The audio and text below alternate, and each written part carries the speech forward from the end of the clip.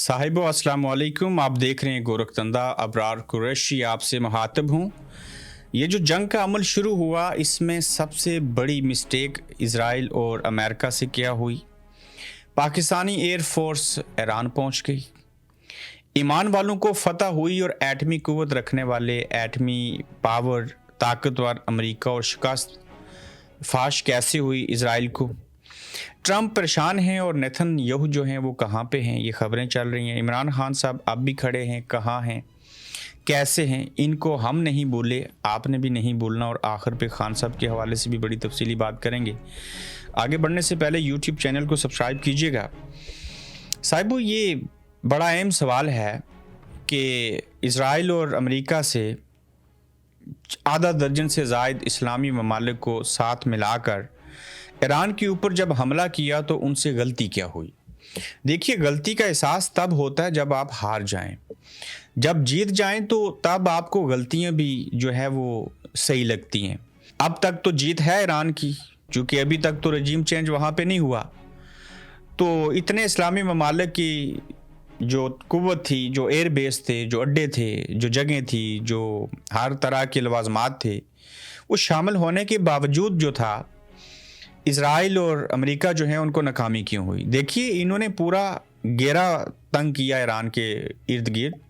Qatar का airbase हो, UAE का हो, सऊदी अरेबिया हो, कुवैत हो, बहरीन हो, तो वहाँ से भी उन्होंने जो हैं वो मिसाइल चलाए। जो उनका बहरी बेड़ा था उसको लेके आए, उसे कितने दिन लगे वहाँ पहुँचने में। इतनी बड़ी टेक्नोलॉजी थी इज़राइल और अमेरिका के पास, तो फिर भी वो कौन सी ऐसी मिस्टेक थी जो उनसे हुई?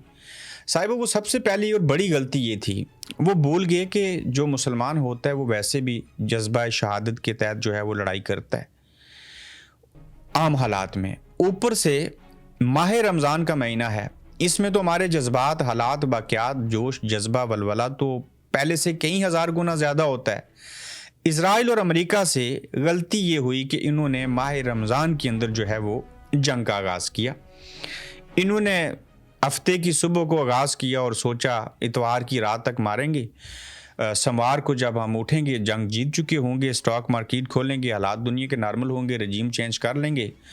वो रज़ा शाह पहलवी वहाँ पे बैठे हैं, हम उनको तैयारे में खुद लेके आएंगे। चूँकि अमेरिका और इज़राइल ने तो मिल के अपने बेडरूम में जो किसी मुल्क का सदर हुक्मरान सो रहा होता है उसे वो तैयारे लेके जाते हैं और अगवा करके अमेरिका ले आते हैं। उनके लिए कौन सा मुश्किल है। लेकिन यहाँ पे एक तरफ जो एटमी कुव्वत रखते हैं, मिसाइल रखते हैं, वो थे इस्लामी मुल्क शामिल थे, पूरी कुव्वत थी। और दूसरी जानिब जो थे वो ईमान वाले थे और ईमान वालों की जो है वो फतह हुई।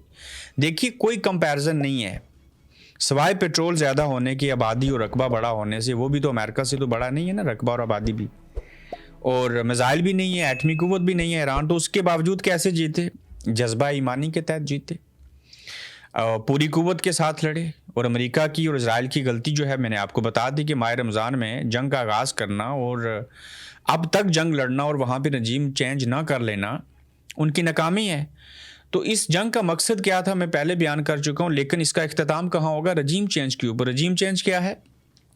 इनकी मर्ज़ी के रज़ा शाह पहलवी आ जाएँ, खमनाई साहब का जो ये दौरे हुकूमत है, जो निज़ाम है, जो 1979 के बाद से अब तक 46 सालों से कायम है, वो दफन हो जाए।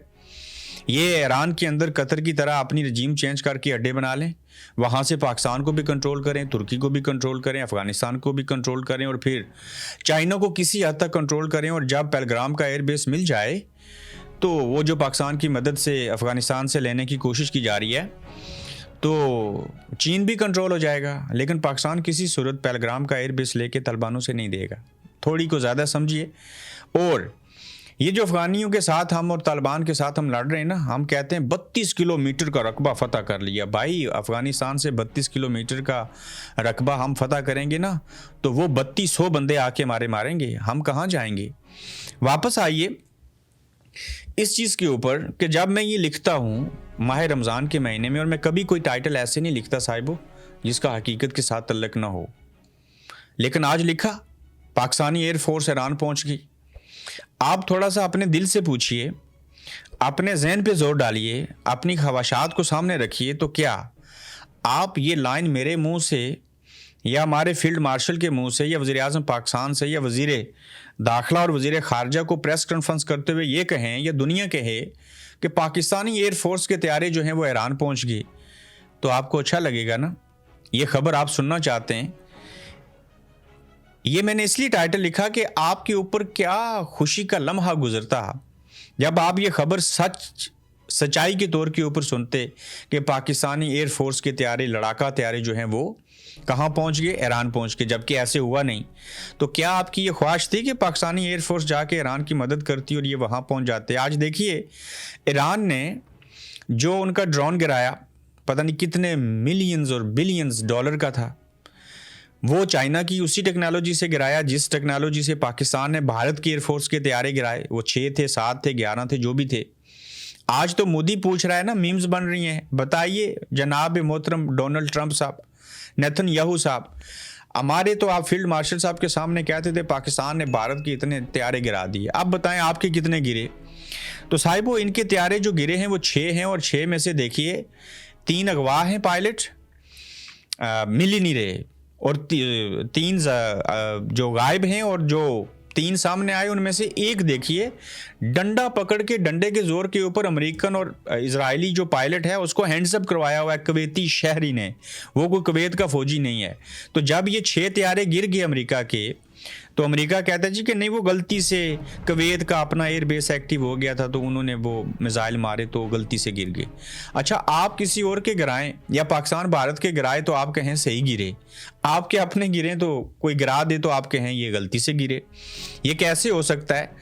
अब देखें, इसके अंदर जो अहम नुक्ता है वो ये है साहिबो कि जब ईरान एटमी कुव्वत भी नहीं है, सारी चीज़ें नहीं, और जज्बा ईमानी के तहत जो है वो जंग अब तक जीते हुए हैं और आगे भी जीत जाएंगे, और जो मिसाइल मारे जा रहे हैं, ये डेली मेल, यहाँ बरतानिया का अखबार है, ये उसकी रिपोर्ट है। उसकी रिपोर्ट के मुताबिक जो ईरान एक ड्रोन की तैयारी करता है या एक ड्रोन बनाता है, उसके ऊपर $35,000 की लागत आती है, जबकि उसे मार गिराने के लिए जो $35,000 में ईरान ने बनाया, उसे गिराने के लिए इस्तेमाल होने वाला दिफाई मिसाइल जो है उसकी कीमत लगभग $4 मिलियन तक पहुंच जाती है। बनाने वाला $35,000 का मिसाइल ड्रोन जो ईरान ने बनाया, और उसको गिराने के लिए $4 मिलियन तक अखराजात आते हैं, एक ड्रोन $35,000 के बने हुए को गिराने के लिए। रिपोर्ट में यह भी कहा गया कि इस अदम तवाज़ुन की वजह से तेहरान कम खर्चे में तवील अरसे तक हमले जारी रख सकता है। तेहरान कम खर्चे में तवील अरसे तक हमले जारी रख सकता है, जबकि मगरबी ममालिक के महंगे दिफाई निज़ाम और मिसाइल ज़खायर चंद हफ्तों में दबाव का शिकार हो सकते हैं, जो कि हो रहे हैं। मैंने आपको बताया इन्होंने 2 दिन जंग करनी थी, इन्होंने मारना था, रजीम चेंज करना था, वहाँ पे आके बैठ जाना था और फिर चले जाना था, लेकिन जंग तो आज समार हो गया, मंगल को भी चलेगी, कई दिन चलती रहेगी, तो ये चीज़ें जो हैं वो इतनी आसानी से तो नहीं जाएंगी। अब 6 पायलट जो हैं वो गिर चुके हैं, नुकसान हुआ है, और 3 जो हैं उसमें से पकड़े गए हैं कुवैत के अंदर। ये अल्लाह की मदद और नुसरत नहीं है तो और क्या है? ये जो नुकसान है, जो हमला किया गया इजराइल और अमेरिका की जानिब से ईरान के ऊपर, इसके ऊपर तो सरासर जो है वो नुकसान हुआ इजराइल को और अमेरिका को अब तक। तो जिसके बाद इन्होंने अब फ्रांस को और जर्मनी को और ग्रेट ब्रिटेन जो है, बरतानिया, इसको अपने साथ में लाया है, और इनकी ये कोशिश है कि अब देखें जंग हमारे गले पड़ गई है, हम वहाँ पे रजीम चेंज करने गए थे, नहीं कर पाए, ये पता नहीं कितनी दफ़ा हम पिछले 46 सालों में कोशिश कर रहे हैं रजीम चेंज करने की, नहीं हो रही, तो इसका खमियाजा आप ही भुगतेंगे। तो आप इनको साथ मिला लीजिए, आप जिस मर्ज़ी को साथ मिला लें, नहीं हो पा रहा तो नहीं होगा। वही बात आ गई, उस तरफ जज्बा ईमानी के लोग बैठे हुए हैं, लड़ रहे हैं, उनकी कौम सामने खड़ी हो गई। मुझे बताएं ना कि जब आपको कह दिया जाए कि घरों के अंदर रहें, हम मिसाइल चलाएंगे, बाहर निकले तो मारे जाएंगे, और उसके बावजूद बाहर आ जाएं और आपका लीडर आयतुल्लाह खमनाई साहब जो हैं वो शहीद हो जाएं और माह रमज़ान में शहादत पाएं, तो लोगों को तो जज्बा मिलेगा, उन्हें तो दलेरी मिलेगी। इसके बरअक्स अगर वो अंदर छुप जाते तो लोग भी छुप जाते, वो अगवा हो जाते तो लोग मायूस हो जाते, गुनाह कर लेते, मायूसी गुनाह होती है। उन्होंने शहीद होके शहादत का जज्बा पा के अपने अवाम को जो है एक नया जोश, जज्बा और वलवला दे दिया। तो इसके पीछे जो है वो ये लॉजिक है। تو اب دیکھنا یہ ہے کہ جو چین ہے اس کا بیان سامنے آیا. چین کہاں پہ کھڑا ہے؟ دیکھیے، چین کا ایران کی مکمل حمایت کا اعلان. چین نے ایران کی علاقائی سالمیت کے دفاع کی یقین دہانی کرا دی. بیجنگ ایران کی خود مختاری قومی سلامتی کے تحفظ کی حمایت کرتا ہے. چین خود مختاری کے دفاع کے لیے ایرانی کوششوں کو قدر کی نگاہ سے دیکھتا ہے. اور ایران کے سپریم لیڈر پر حملہ اور انہیں قتل کرنا ایران کی خود مختاری اور سلامتی کی سنگین خلاف ورزی ہے. چین نے یہ بھی کہا کہ یہ اقوام متحدہ کے چارٹر کے مقاصد اور اصولوں اور بین الاقوامی تعلقات کے بنیادی معیارات کی کھلی پامالی ہے. چین اس کی سخت مخالفت کرتا ہے. چینی وزیر خارجہ کی ایرانی ہم منصب سے گفتگو. اسحاق ڈار صاحب نے بھی پریس کانفرنس کی. انہوں نے بھی وہ خد و خال بیان کیے. ایک ان کا پرانا بیان ہے یا آج کا ہے. وہ کہتے ہیں کہ ہم نے اسرائیل کے ساتھ کوئی ڈائریکٹ ڈیل نہیں کی, ہم نے امریکہ کے ساتھ کی اور اینڈ آف دی ڈے بات وہی ہوئی. وہ کہتے ہیں نا, پتہ نہیں آپ اس کو گراؤ یا اس کو گراؤ, وہ بات ہوئی نا, پیا جیتوں تو میں تیری, ہاروں تو تو میرا. تو یہ وہی بات ہے. آپ اسرائیل سے ڈائریکٹ کریں یا انڈائریکٹ کریں, امریکہ سے کرنا ڈیل اور پیس بورڈ میں جانا جس کا ہیڈ کوارٹر اسرائیل میں ہو, تو اسرائیل سے ہی بات کرنا ہوا نا. تو یہ جو صورتحال ہے اس کو اگر دیکھیں تو دوسری جانب حکومت کو چاہیے تھا, ہمارے فیلڈ مارشل صاحب کو چاہیے تھا کہ ایران کا جو پاکستان کے اندر سفارتخانہ ہے دارالحکومت اسلام آباد میں, جی ایچ کیو سے تھوڑا دور, وزیر اعظم ہاؤس اور پارلیمنٹ ہاؤس سے تھوڑا سا دور, وہاں پہ وہ جاتے, کوئی وزیر خارجہ ان کے پاس چلا جاتا, وزیر داخلہ محسن نقوی چلے جاتے, لیکن وہ نہیں گئے. کون گیا؟ تمام اپوزیشن گئی. مصطفیٰ نواز کھوکر, علامہ ناصر راجہ, چلیں مان لیتے ہیں وہ شیعہ ہیں, محمود خان اچکزئی گئے, بیرسٹر گور گئے, سلمان اکرم راجہ, یہ تمام اپوزیشن کے لوگ ایرانی سفیر کے ساتھ گئے. انہوں نے کہا کہ 25 کروڑ عوام جو پاکستان کی ہے وہ آپ کے ساتھ کھڑی ہے. اب اسی طرح سے دیکھیں, U A E, Qatar, Bahrain, Kuwait, even سعودی عربیہ, یہ جتنے ممالک کے جو عام عوام ہیں, میں حکمرانوں کی اور فورس کی بات نہیں کرتا, فورس اور حکمران تو اسرائیل اور امریکہ کے ساتھ کھڑے ہیں اور ایران کے مخالف ہیں, لیکن کویت کے اندر جو ڈنڈا پکڑ کے ہینڈز اپ کروا رہا ہے اسرائیل اور امریکہ کے کسی ایک پائلٹ کو, یہ جو گرائے گئے ہیں, وہاں کے جو عوام ہیں, ہم نے ویڈیوز دیکھی ہیں, لوگ کہتے ہیں کہ گرنا چاہیے, یہ امریکہ کے ایئر بیس ہے, اس کو تباہ ہونا چاہیے, حالانکہ وہ خود اس ملک میں ہے, کوئی پاکستانی ہے, کوئی کون ہے, بلکہ ایون انڈیا کے اندر جو شیعہ کمیونٹی ہے اس نے احتجاج کیا. بنگلہ دیش ہے, مقبوضہ کشمیر, آپ سکردو میں دیکھیے, پاکستان کے اندر دیکھیے, تو حکمران بے شک ان کے ساتھ ہیں, اسرائیل اور امریکہ کے رجیم چینج میں ساتھ دے رہے ہیں ان کا, اور ایران کے خلاف ہیں, لیکن ان ممالک کی بیشتر بڑی تعداد جو ہے عوام کی وہ ایران کے ساتھ ہے, ان کی ہمدردیاں ان کے ساتھ ہیں. اسی طرح سے آپ دیکھیں کہ امریکہ کے اندر جو عوام ہے, آپ سروے دیکھیے, 50% سے زائد عوام کہتے ہیں کہ یہ کیوں امریکہ نے جنگ چھیڑی پھر سے ایران کے ساتھ, یہ کیوں ایسے ہوا. یہ الگ بات ہے کہ عوام کی باتوں کو قدر کی نگاہ سے دیکھا تو جاتا ہے, لیکن ان کی رائے کو مقدم نہیں مانا جاتا, اور جو امریکہ کا صدر ہوتا ہے اور جو وہاں کی اسٹیبلشمنٹ ہوتی ہے وہ وہی کرتی ہے جو انہوں نے کرنا ہو. تو ثابت کیا ہوا کہ ایران کی عوام جب اپنی حکومت, اپنی لیڈرشپ, اپنے فورسز کے ساتھ کھڑے ہوگے تو رجیم چینج نہیں ہو رہا. جب آپ کھڑے نہیں ہوں گے تو قذافی صاحب کو دیکھ لیجئے, بشار الاسد صاحب کی مثال دیکھ لیجئے, آپ عراق کی مثال دیکھ لیجئے, پاکستان کی مثال دیکھ لیجئے. تو عوام جو ہیں وہ طاقت کا سرچشمہ ہوا کرتے ہیں. تو عوام کسی ملک کے اپنے کسی بھی نظام کے ساتھ کھڑے ہو جائیں تو وہ امریکہ اور اسرائیل جیسی سپر پاور جو ہوتی ہیں ان کو بھی شکست دے دیتے ہیں, اور آئندہ بھی شکست ہوگی. لیکن یہ حتمی طور کے اوپر جنگ کون جیتے گا؟ جب پتہ چلے گا کہ جو ایران ہے وہاں پہ رجیم چینج ہو گیا اور آپ فورسز فضا کے بجائے اندر جا کے بیٹھ گئی. اندر جا کے بیٹھیں گے تو غضب کا شکار ہوں گے. دیکھیں نا افغانستان کے اندر کس نے اٹیمپٹ نہیں کی. امریکہ آیا, گریٹ برٹن گیا, رشیا نے کوشش کی, وہ آج تک نہیں وہاں پہ کامیاب ہو سکے. آخر ان کو 19 سال سے 21 سال جنگ لڑنے کے بعد انخلا کرنا پڑا, اسلحہ چھوڑ کے واپس جانا پڑا. اب وہ دوبارہ سے چیزوں کو کنٹرول کرنے کے لیے واپس جانے کی کوشش کر رہے ہیں, لیکن نہیں جا سکے. کیوں؟ وہ بھی جذبے کے تحت لڑے اور لڑتے رہے, اور پاکستان نے بھی ان کے خلاف امریکہ کا ساتھ دیا, لیکن اس کے باوجود وہ جنگ لڑ گئے. تو کہنے کی بات یہ ہے کہ جب عوام جو ہیں وہ سمجھ جائیں کہ ہمارے ملک کے ساتھ اور ہمارے ملک کے اندر اور باہر ہو کیا رہا ہے, تو پھر وہ یہ ساری چیزیں جو ہیں وہ کر لیتے ہیں. صاحب وہ 3 نکتے اور ہیں ان کے اوپر بات کرنی ہے. دیکھیے ٹرمپ جو ہیں وہ پریشان ہیں، اور نیتن یاہو کے حوالے سے خبریں آ رہی ہیں، جیسے آیت اللہ خمینی صاحب کے حوالے سے خبریں آئی تھی تو ہم بھی سوچ رہے تھے کہ ایسا نہیں ہے، لیکن بعد میں ظاہر کنفرم ہو گیا، ان کی شہادت ہو گئی۔ اب کہا جا رہا ہے جی کہ ان کو مار دیا گیا ہے، ہلاک ہو گیا نیتن یاہو۔ ٹرمپ صاحب پریشان تو ہیں، ظاہر جنگ جیتی نہیں جا رہی، کوئی کہہ رہا ہے فرانس بھاگ گئے ہیں، کوئی کہہ رہا ہے نیتن یاہو جرمنی بھاگ گئے ہیں۔ دیکھیے بنکر بنے ہوئے ہیں، یہ نیتن یاہو کہیں پہ نہیں بھاگے۔ میرے خیال سے یہ غلط خبر ہے کہ ان کی جان چلی گئی، بھارتی میڈیا بھی اس کے اوپر چیزیں چلا رہا ہے، تو وہ اپنے ہی ملک میں ہیں، وہیں پہ ہیں، اور کل پرسوں جب بھی وقت آئے گا تو وہ اپنی عوام کے سامنے بھی آ جائیں گے۔ لیکن اب ان کو یہ لالے پڑے ہیں کہ 11 ملکوں میں جنگ چھڑ گئی، مارنا ایران کو تھا، حملہ صرف اسرائیل اور امریکہ نے کرنا تھا، یہ باقی جو ہمارے اتحادی تھے وہ بھی زد میں آ گئے ہیں۔ وہ کہہ رہے ہیں کہ سیکیورٹی کونسل کا اجلاس بلاؤ، اس جنگ کو ختم کرو، ہماری جان چھڑاؤ۔ اسرائیل اور امریکہ کہتے ہیں نہیں، فرانس، جرمنی اور باقی ملکوں کو، انگلینڈ کو ساتھ ملائیں گے تو ہم جنگ جیت کے دکھائیں گے۔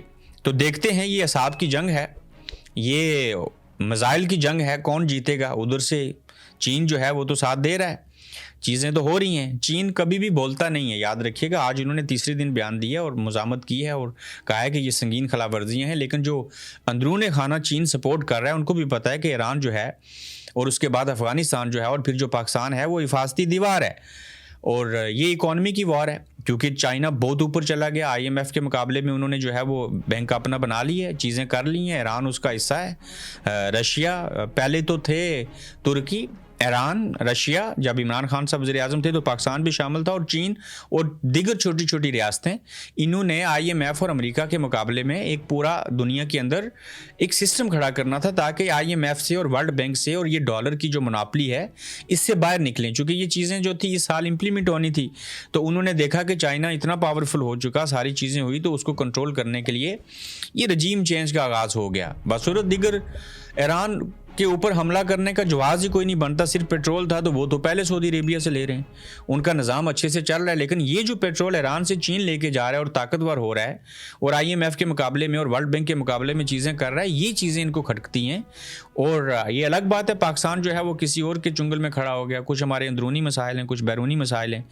تو میں عمران خان صاحب کے اوپر بھی آتا ہوں، لیکن اس سے پہلے صاحبو، اس جنگ کا جو اثر ہے یہ معیشت کے اوپر کیا پڑا، یہ بڑی اہم چیزیں ہیں۔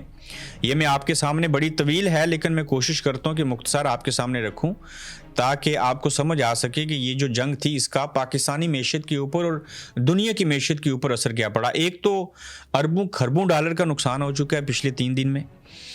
پاکستان کے لیے یہ تنازع دوہری مشکل کا باعث ہے، کیونکہ پاکستان اپنی توانائی کی ضروریات کے لیے خلیجی ممالک پر منحصر ہے، اور اس کی ترسیلات زر جو ہیں، ریمیٹنس جو ہیں، اس کا بڑا حصہ بھی یہیں سے آتا ہے۔ تیل کی قیمتیں اور امپورٹ بل جو ہے، پاکستان اپنی ضرورت کا 70% سے زائد تیل اور ایل این جی خلیجی ممالک قطر، سعودی عرب، یو اے ای سے درآمد کرتا ہے۔ خام تیل کی قیمتوں میں حالیہ 8 سے 10% اضافہ پاکستان کے امپورٹ بل میں ماہانہ اربوں روپے کا اضافہ کر سکتا ہے، ایک بہت بڑا خدشہ ہے۔ ظاہر ہے جب 11 ملک جو ہیں اور خلیجی ممالک جو 6 سے 7 ہیں، اور جو ایران ہے جہاں سے یہ خام تیل، پیٹرول، ڈیزل ساری چیزیں آتی ہیں، وہ جنگ کی حالت میں، تو جب یہ چیزیں نہیں آئیں گی تو اوبویسلی یہ چیزیں بڑھیں گی اور اربوں روپے کا نقصان ہوگا۔ تو پاکستان کو بھی اس کا براہ راست اثر پڑا، پوری دنیا کے اندر اس چیز کا اثر پڑے گا۔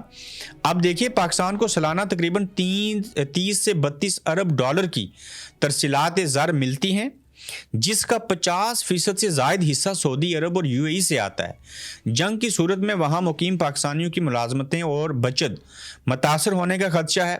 دیکھیں اگر کسی شخص نے 2000 ریال یا 2000 درہم اس کی تنخواہ ہے، وہ خرچے نکال کے اگر پاکستان اپنے گھر والوں کو 800 یا 1000 ریال اور درہم بیچتا ہے، تو جنگ کے باعث اگر اس کا کام نہیں ہوا یا اس کی کمپنی متاثر ہوئی تو وہ اوبویسلی 700، 600، 800 پہ آئے گا۔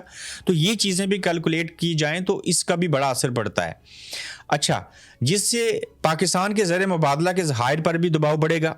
تجارت کی بندش، اچھا یو اے ای پاکستان کا دوسرا بڑا تجارتی پارٹنر ہے، اور فلائٹس کی منسوخی اور بحری راستوں میں خطرات کی وجہ سے برآمدات معطل ہو رہی ہیں، ظاہر ہے شپنگ وغیرہ نہیں ہو رہی۔ اب دیکھیں جو چائنا سے شپنگ پورے یورپ میں آتی ہے وہ کیسے آئے گی، جس سے پاکستانی ایکسپورٹ کو یومیہ کروڑوں ڈالر کا نقصان ہو رہا ہے۔ نمبر 2، عرب ممالک جی سی سی کی معیشت پر اثرات۔ عرب ممالک خاص طور پر خلیج تعاون کونسل GCC کے ممالک اس جنگ کے براہ راست اثرات کی زد میں آئے ہیں۔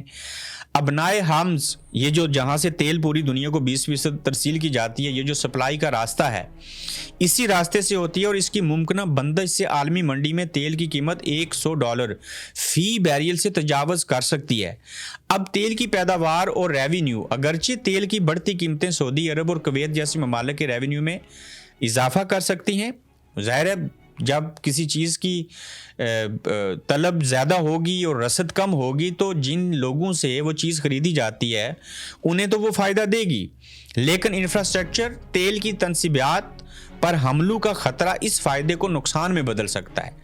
سیاحت اور ایوییشن، دبئی اور قطر جیسے عالمی سیاحتی اور ہوائی سفر کے مراکز کو فلائٹس کی منسوخی اور انشورنس پریمیم میں 30% تک اضافے کا سامنا ہے۔ ظاہر ہے انشورنس کمپنیاں بھی کہیں گی جنگ جاری ہے، اس میں کوئی نقصان ہو گیا تو ہم کیسے انشورنس کور کریں گے، یعنی کہ ایک جنگ ہونے سے اس کا اثر ملکوں کے اوپر، پوری دنیا کے اوپر پڑھتے ہوئے عام بندے کو بھی وہ ڈیمیج کرتا ہے۔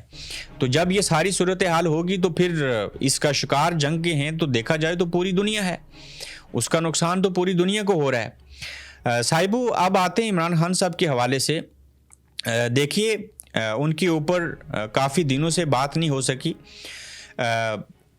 کل ان کا ایک توشہ خانہ 2 کیس کے حوالے سے بتایا گیا کہ ان کا کیس جو ہے وہ لگے گا۔ پھر آپ دیکھیں، بلکہ میں پہلے مریم صاحبہ کے اوپر بات کر لوں۔ ہم نے پچھلے ایپیسوڈ میں بات کی تھی نا، بلاول صاحب سے جب سوال پوچھا گیا نوبیل پرائز اور ایران کے حق میں بیان دیں گے، اس میں یہ نہیں کہا گیا تھا کہ اسرائیل اور امریکہ کی مزاحمت کریں۔ یہی شرازی صاحب جو ہیں جیو ٹی وی کے نمائندے ہیں، رپورٹر ہیں، انہوں نے سوال مریم صاحبہ سے پوچھا جب وہ جوائنٹ سیشن ہو رہا تھا، اس میں آ رہی تھی جہاں پہ بلاول بھی مریم صاحبہ کو ملے اور سینے پہ ہاتھ پھیر کے بڑے ادب سے انہوں نے کہا میڈم چیف منسٹر آپ کیسی ہیں؟ تو ان سے پوچھا گیا کہ کیا شہباز شریف کو اب بھی ٹرمپ کو نوبل انعام کے لیے نامزد کرنا چاہیے؟ حیدر شرازی کا سوال۔ ایسے وقت میں بھی کسی ملک کا سروائیو کرنا میرا خیال ہے بہت اچھا کام کر رہے ہیں۔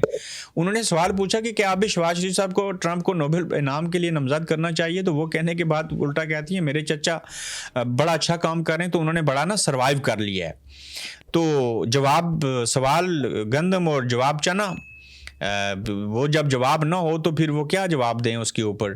دیکھیے اسلام آباد ہائی کورٹ میں عمران خان کے توشہ خانہ کیس کی سماعت کل ہوگی۔ اسلام آباد ہائی کورٹ نے عمران خان کی توشہ خانہ فوجداری کیس میں میڈیکل چیک اپ کے لیے دائر درخواست کل سماعت کے لیے مقرر کر دی ہے۔